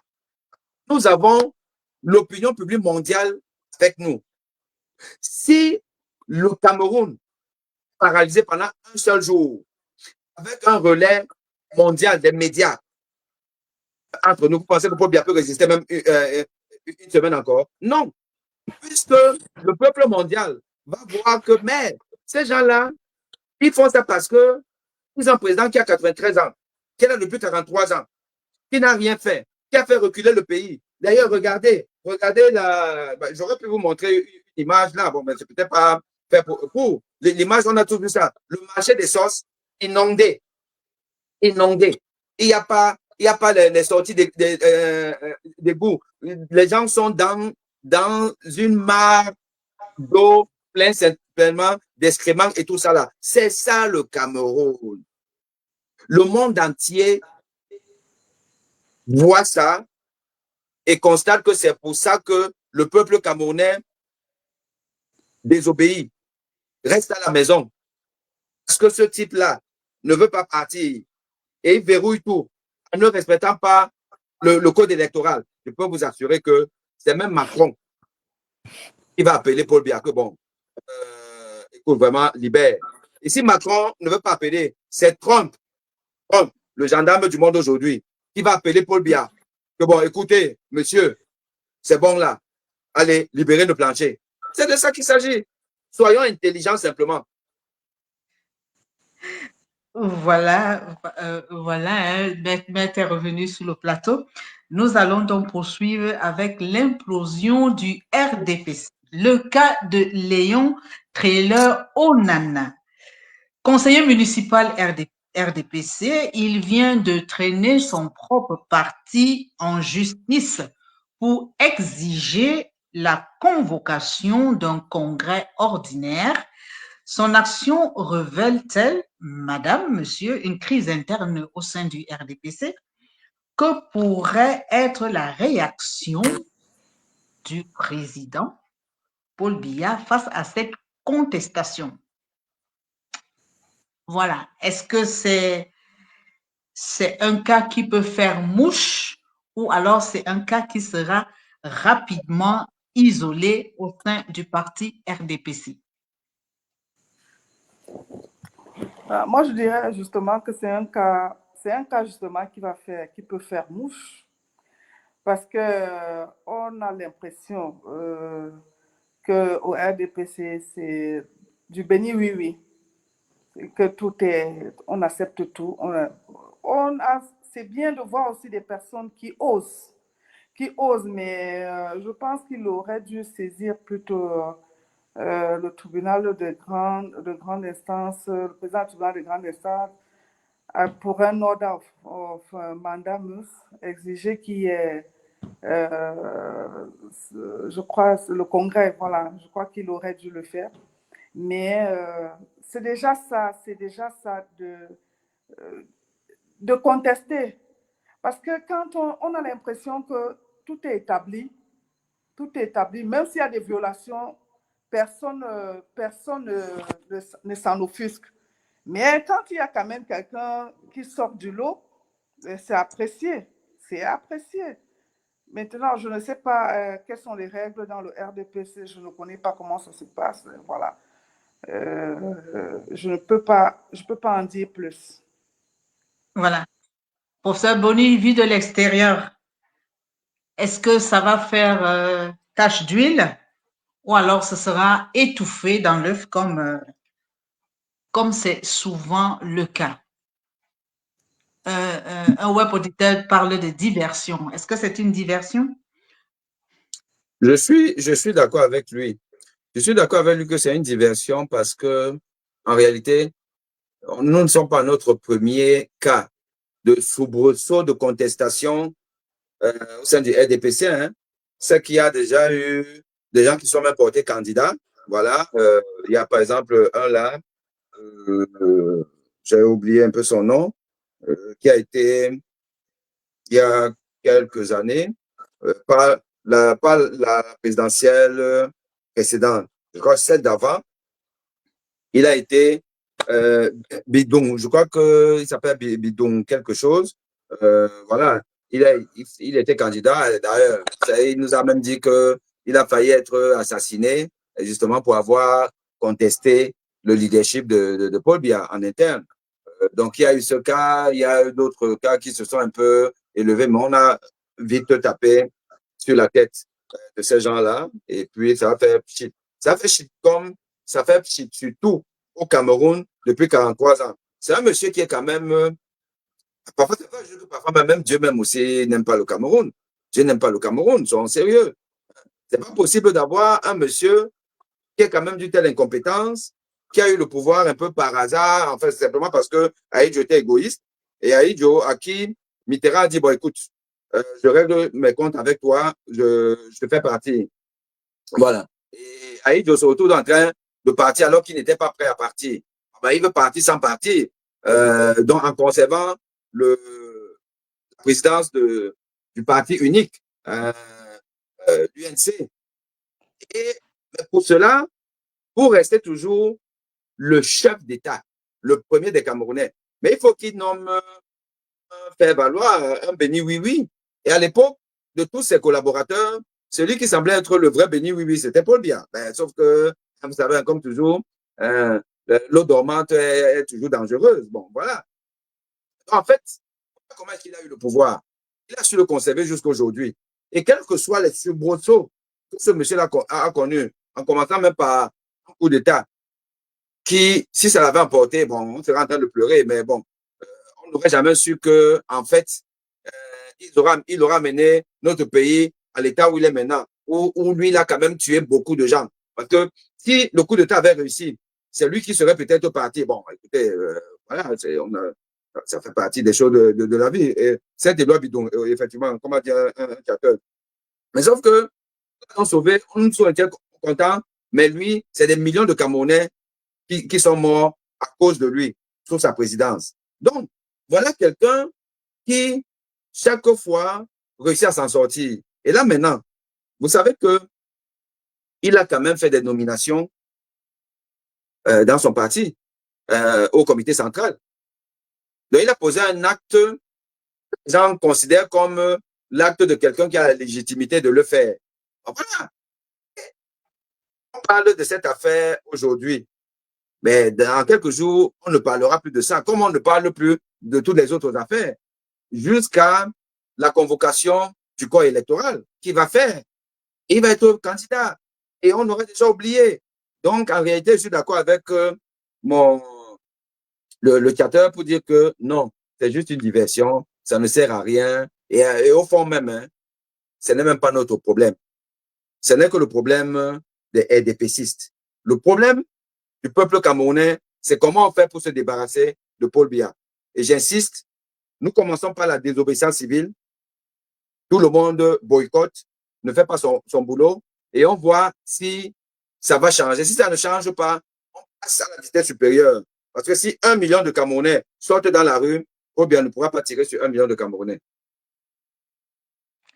Voilà, professeur Boni. Hein, donc, nous continuons avec, voilà, nous sommes restés à deux sur le plateau. Je crois que Oui, Maître Dorcas aussi doit avoir des problèmes. des problèmes de connexion. Finalement, ça devient assez compliqué d'avoir des panélistes qui interviennent depuis le Cameroun et qui C'est ça. arrivent à terminer l'émission.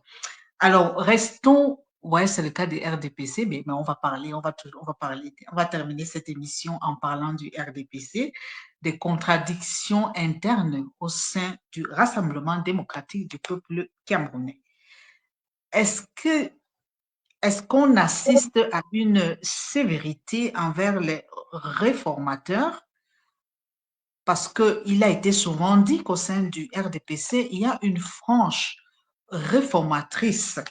Et comme l'a dit Maître Dorcas tout à l'heure, ce n'est pas seulement des bénis oui-oui au sein du RDPC.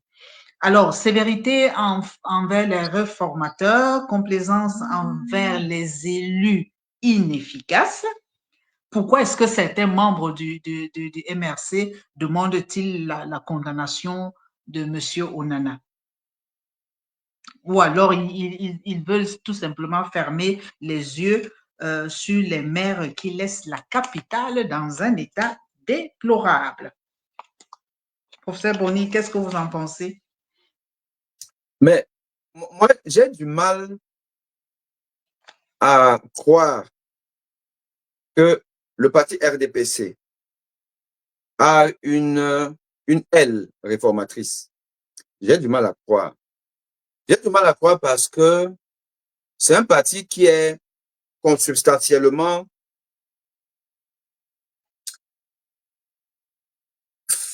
fait pour le statu quo. Et il est fait pour la gérontocratie. C'est un parti qui ne tient quand même pas son congrès depuis, on a dit, je pense, 2016, si je ne m'abuse. Voilà. C'est un parti qui est dirigé depuis sa création par une seule personne. C'est un parti qui a son sein et dans son directoire que des personnes de plus de 80 ans. C'est un parti qui, même sa branche jeunesse, OJRDPC, est aujourd'hui dirigé par un homme de 50 ans. Il a 50 ans. Depuis qu'il a été nommé, il avait moins de 35 ans, parce que c'est ça les statuts. Aujourd'hui, Il a dépassé de 15 ans la limite nécessaire, mais il est toujours là. Mais il dirige la jeunesse. Une jeunesse qui, quand vous les voyez sur les plateaux télé, parce que les communicants du RDPC, c'est quand même essentiellement des jeunes, qui viennent parler des actions des vieux, puisque c'est leurs aînés, leurs pères, leurs grands-pères qui sont au pouvoir.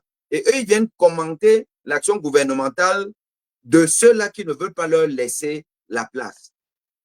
Bon, alors, je me demande de quelle aile réformatrice consiste essentiellement de jeunes dont on me parle. Non, par définition pour moi, prends la carte du parti RDPC et fais ses classes dans ce parti que quelqu'un qui a raté sa vie, quelqu'un qui n'a aucun mérite, et qui sait que nous sommes dans un pays justement de parti-État où pour avoir la moindre faveur, la moindre promotion, le moindre poste, il faut faire allégeance au parti. Et quand vous n'avez pas construit votre vie, vous ne vous êtes pas donné les moyens de pouvoir avancer dans la société par vos propres moyens, mais vous prenez la carte du parti et vous savez que par ce biais-là, vous allez avancer. Donc, en réalité, il ne peut pas avoir au RDPC une aile réformatrice, puisque vous entrez là, en sachant déjà que ici, chez nous, là, c'est la discipline du parti. Ici, là, on ne parle pas. Ici, on ne moufte pas. Ici, là, bon, on passe par des comportements un peu pas très catholiques pour avancer et tout. Et que il faut attendre que tous les vieux finissent de mourir pour progresser. Donc, soi-même, on va progresser quand on sera déjà à l'âge de la retraite. Mais bon, c'est pas ordre d'arriver. On le sait quand on arrive dans ce parti. Donc, quelle prétention? Se dire que, bon, je vais là-bas pour pouvoir reformer. Vous allez reformer quoi? Qui vous a donné l'autorisation de reformer? Non. Donc, ça, c'est, il ne faut plus la diversion. Ça ne sert à rien. Les membres du RDPC sont simplement la reproduction des semblables. Ils sont à l'image de leurs aînés et ils aiment ça. Ils fonctionnent comme ça là. Et que, honnêtement, ce n'est pas intéressant. Ils ne vont rien reformer. Mais je ne sais pas, vous avez lu sur le libéralisme communautaire du président Paul Biya, sa vision, la vision qu'il communiquait à travers ce livre. Est-ce que c'est une vision, est-ce que le RDPC a manqué le coach quelque part dans l'implémentation de cette vision pour, pour devenir ce qu'on a aujourd'hui? Est-ce que quelque chose a été raté quelque part? Anne-Valérie, c'est vous qui Oui, posez les questions, mais permettez-moi cette faveur de vous poser une question. Est-ce que vous oui. pensez que si on pose la question à M. Paul Biya, alors votre livre, vous avez appelé ça comment? Parce que je ne retiens même pas le nom de chiffon. Je ne sais pas comment vous avez appelé ça. Libéralisme communautaire, je ne sais pas trop quoi. Si on lui demande, bon, alors, monsieur Paul Biya, c'est vous l'auteur de ce livre et tout, on n'en doute pas, c'est vraiment vous et tout. Alors, dans le chapitre 2, déjà, comment s'intitule votre chapitre 2? Bon, c'est quoi les grandes lignes de votre chapitre 2? Vous pensez que Paul Biya pourra dire quelque chose? Non. Et vous savez qu'il ne pourra rien S'il est dire. l'auteur, Pardon? s'il en est l'auteur, s'il en est Alors, l'auteur. donc, je pense que vous avez compris quelle était la question ou bien la remarque qui accompagnait ma question. Paul Biya n'a jamais écrit un livre. Il faut avoir le temps, la passion, l'intelligence pour écrire un livre. Paul Biya n'a pas écrit ce livre, on le sait très bien. On sait que Paul Biya n'a pas écrit. Mais pire, Paul Biya n'a même pas lu ce livre. Vous ne pouvez pas avoir lu un livre et accepter qu'on en fasse votre propriété. Donc, vous l'adoubez. Et vous faites exactement le contraire de ce que le livre dit. Vous voyez le bilan de Paul Biya d'aujourd'hui, entre nous, dans le libéral communautaire, là. Est-ce qu'on nous dit que c'est finalement les poubelles qui vont disputer l'espace public avec nous? Est-ce qu'on dit dans ce livre-là que pendant que le Rwanda va créer une compagnie qui va déjà à Paris, le Cameroun n'aura même plus une compagnie aérienne, alors qu'on en avait, que la régie Faircam, quand on était gamin, on partait de Douala à Yaoundé en train jusqu'en Gaoundéré sans problème. Mais que les rails là ne vont pas changer. C'est les mêmes petits rails, petits comme ça là. Avec des wagons, vous vous demandez comment est-ce que les wagons tiennent l'équilibre sur ça. Et quels wagons? Les wagons de Bolloré. Le libéralisme communautaire, c'est ce que ça dit. Non. Le communisme agro-pastoral, il y avait, il n'y a plus. Les entreprises, les seules entreprises qui existent maintenant, qui sont restées, c'est les Orange, les MTN. Les entreprises qui font plus de bénéfices au Cameroun que dans leur pays. Non, ce n'est pas le libéralisme communautaire. Ou bien, il n'a jamais écrit ça. Il ne sait même pas ce que c'est. Voilà. Et donc, c'est tout ça qui fait que un Camerounais un peu conscient, responsable, doit tout faire, doit se battre, doit réfléchir comment on fait pour dégommer ce monsieur. Et on a une arme fatale aujourd'hui. C'est le fait que nous sommes dans un village planétaire, un gros village planétaire. Vous faites quelque chose dans une ruelle du Cameroun aujourd'hui, c'est su, c'est répercuté dans le plus reculé des coins du monde, grâce aux réseaux sociaux, aux médias en ligne comme les vôtres et aux chaînes classiques. Le Camerounais doit revendiquer son droit à l'existence parce que nous n'existons pas. Et ça passe par, pour commencer, une désobéissance civile. Et on a des éléments, des arguments aujourd'hui. On veut quoi? On veut quoi? On a le code électoral qui n'est pas respecté. C'est une opportunité. Le contentieux préélectoral, c'est par là qu'on va déloger Paul Biya. N'attendez pas le contentieux post-électoral. Aucun pays au monde, aucun pays africain n'a versé le résultat officiel des urnes par le contentieux post-électoral. Ça n'existe pas. Ça ne s'est jamais fait. Donc, ne venons pas faire la précipitation ici, là. C'est le contentieux électoral. On peut bien nous donner l'occasion d'être dans un contentieux préélectoral qui a commencé par la non-publication de la liste électorale. Demain, la sortie de la liste des candidats retenus par l'ECAM. Ça va arriver. Ça va arriver. Donc, ça fait 2 occasions déjà. Si on ne va pas dans la contestation, je peux vous assurer qu'on peut faire tous les plateaux du monde, à réfléchir, à parloter, à marcher, à se plaindre et tout ça là. Quand Paul Biya, lui, il dort tranquille parce qu'il connaît son peuple. Et je veux donc voir un peuple qui change de braquet. Tu changes de braquet comme les cyclistes du Tour de France. À un moment donné, tu es là, tu es sur ton vélo, tu avances, tu sens que tes gars sont en train de te doubler, tout ça là. Allez, tu te mets en danseuse, tu changes de braquet, tu avances. Il faut changer de braquet, Madame Valérie. Voilà, merci, professeur. Nous arrivons donc au terme de cette émission. Alors, je veux te demander ton mot de conclusion. Alors, mon mot de conclusion est que je vais utiliser, peut-être de manière un peu déformée, la célèbre expression de Thomas Sankara. Un peuple qui ne sait pas revendiquer son droit à l'existence ne mérite pas qu'on s'apitoie sur son sort. Peuple camerounais. On a tellement des occasions pour dire non, ça suffit. On ne peut pas continuer. Et nous devons saisir cette opportunité. Et je vais vous faire un scoop. Ça n'engage que moi. Ça n'engage pas votre média. Ce que je vais dire là, ça m'engage. Quand j'ai vu votre panel, je vous assure que j'étais persuadé, mais je ne vous l'ai pas dit. J'étais persuadé à 80% que le président du RDPC ne va pas venir. J'en étais persuadé. J'étais persuadé parce que, au fond, Ces gens savent qu'ils mentent le peuple, savent qu'ils trompent le peuple, savent que ce qu'ils font n'est pas bien.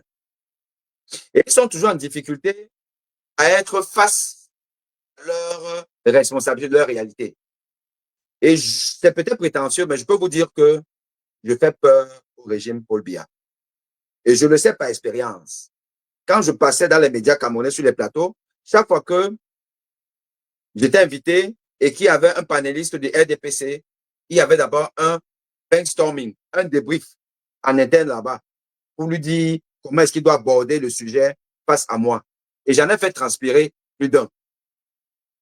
Lutin Meka, il va certainement m'écouter. Lutin Meka, lors d'un débat sur Canal 2, à la sortie, il pleurait partout. Professeur Bonina, il est violent, hein? Vraiment, il est violent, hein? Il pleurait. Maître, voilà, son nom est parti. Mais il y a un maître là, toujours sur Canal 2, il a failli tomber en syncope. Pourquoi? Parce que quand on leur dit la vérité et de manière assez pertinente, ça leur fait mal. Ça leur fait mal. Et ils savent qu'ils ne me tiennent en rien et nulle part. Et que si je dois dire des vérités, je dis des vérités. J'en ai réservé suffisamment contre le RDPC si Raphaël Ndougou était venu sur le plateau. Mais sauf que c'est quelqu'un qui est assez objectif, c'est quelqu'un qui sait reconnaître les vérités. C'est pour ça que c'est un plaisir pour moi d'être avec lui et pour qu'il y ait une vraie discussion, une vraie controverse, qu'il arrive à nous démontrer comment est-ce possible qu'un être humain normalement constitué puisse prendre la carte du RDPC et y rester jusqu'à maintenant. Comment lui fait pour être toujours membre du RDPC? C'est-à-dire que ce qu'il voit, comme on a montré les images de l'inondation du marché Essos, quand il voit ça, est-il content de lui, de son parti? Comment il peut faire confiance encore à Paul Biya avec ce genre de situation? Ça veut dire qu'il ne s'aime pas, il n'aime pas ses frères, il n'aime pas sa famille. Restons même seulement dans sa famille. Quand je dis famille, la grande famille. Parce que de toutes les façons, chacun de nous a déjà perdu quelqu'un à cause d'un mauvais gouvernement de Paul Biya. Comment nous pouvons ne pas nous aimer simplement parce que nous adorons, nous faisons allégeance à un individu qui est fondamentalement méchant et qui doit se reposer. Donc, je termine en vous disant que restons optimistes, mais le Camerounais prend tes responsabilités. Chacun de nous doit prendre ses responsabilités pour sauver le Cameroun, pour sauver le soldat camerounais. Et chacun de nous est un soldat qui doit pouvoir combattre pour protéger son coéquipier, son confrère, son autre soldat. Le pays est en danger et chacun de nous doit jouer sa partition. Je vous remercie, Anne-Marie. Anne-Valérie, Voilà. autant pour moi. Voilà, professeur Boni, nous arrivons donc au terme de cette édition de cet après-midi. Je tiens à rappeler que sur ce plateau, on avait le professeur Boni, l'homme de la Troisième République, qui est déjà consultant au sein de cette émission. Nous avons eu le plaisir de recevoir Maître Dorcas Cognier pour sa première fois. Problème de connexion. Alors, elle est partie. Monsieur Ismaël, donc le régional, le secrétaire général de la jeunesse FCC, a dû partir aussi sur ce plateau pour connexion. Madame Flore Mboussi, militante du MRC, aussi n'a pas pu se joindre à nous sur ce plateau. Et Monsieur Raphaël Edungu, militant du RDPC, dont vous venez de faire mention. Alors, chers web auditrices, web auditeurs, nous sommes donc arrivés au terme de cette émission, l'heure de vérité sur FCC Europe TV. Merci de nous avoir suivis, merci de nous avoir reçus chez vous. Nous vous donnons rendez-vous certainement pour une autre nouvelle édition de l'heure de vérité dimanche prochain à la même heure. Sur ce, au revoir, professeur Boni. Au revoir à vous, chers web auditrices et web auditeurs. Au revoir. Bonsoir le monde. Ici, nous sommes à Yaoundé 5, dans le marché Essence. À quelques jours des présidentielles au Cameroun, voilà le calvaire que vivent les populations de Yaoundé, la capitale politique du Cameroun. L'état d'inondis jonche le long des rues. Les ordures ont bouché les carnivores. Il n'y a plus moyen que l'eau circule. Nous sommes en plein marché Essence, l'un des marchés les plus populaires de la capitale politique du Cameroun. Regardez le calvaire. Regardez le calvaire. C'est pas la piscine, mais je suis dans l'eau. C'est ça le Cameroun, au marché Essence. Regardez le calvaire des commerçants. Le calvaire des commerçants qui payent leurs tickets tous les jours. C'est lorsque Isakam a suivi qu'on était sur les lieux que le camion est venu pour porter les ordures. Regardez ce que les ordures ont causé en plein marché, les carnivores bouchés. Ça, c'est la piscine nationale. Les tickets sont payés. L'état d'inondis de partout. Les mouches, on dirait la capitale est dans la pourriture. Je suis placée, certainement, c'est dans les excréments des gens parce que l'eau est entrée dans les habitations étant donné que les carnivores sont bouchés à cause de ces ordures. Monsieur le Président Paul Biya, voilà ce à quoi ressemble la capitale politique du Cameroun. Les commerçants sont aux abois, les populations sont aux abois également. Tous les comptoirs sont inondés. Et juste ici, tout près, on vend de la nourriture. Les gens n'ont pas d'argent pour aller dans des grands restaurants. Ils sont obligés de manger dans des tourneaux d'eau qui sont envahis par des mouches, par des ordures. À quelques pas du centre-ville, voilà ce à quoi ressemble la capitale politique du Cameroun. Et les élections, c'est dans quelques mois. Les gens n'ont pas d'engouement d'aller s'inscrire sur les listes électorales parce qu'ils ne croient plus au Cameroun, parce qu'ils ne croient plus aux dirigeants, parce qu'ils ne croient plus en rien. C'est sauve qui peut.